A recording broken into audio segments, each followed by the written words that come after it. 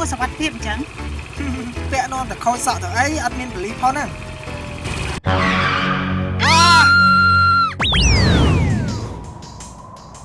ខ្ញុំមកជួយសង្គ្រោះហើយ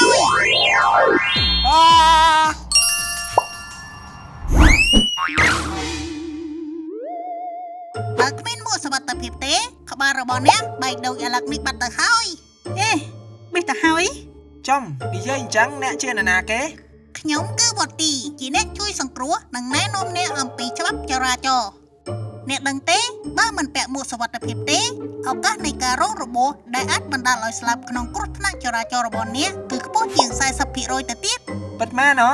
មួកសុវត្ថិភាពពិតជាសំខាន់ណាស់ព្រោះវាអាចការពារអ្នកពីរបួសធ្ងន់ធ្ងរដល់លលាក្បាលប្រហែល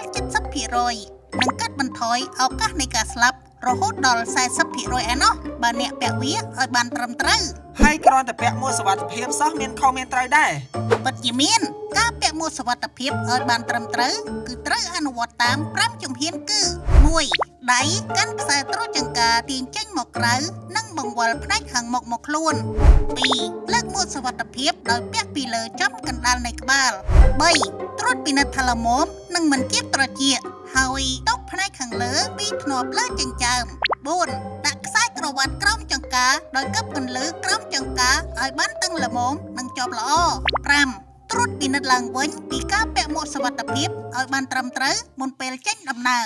មួកសុវត្ថិភាពមួយជួយជីវិតបានម្នាក់ អូខ្ញុំយល់ហើយខ្ញុំនឹងពាក់មួកសុវត្ថិភាពឲ្យបានត្រឹមត្រូវ ត្រូវហើយខូចសោះប្រសើរជាង3ក្បាលណា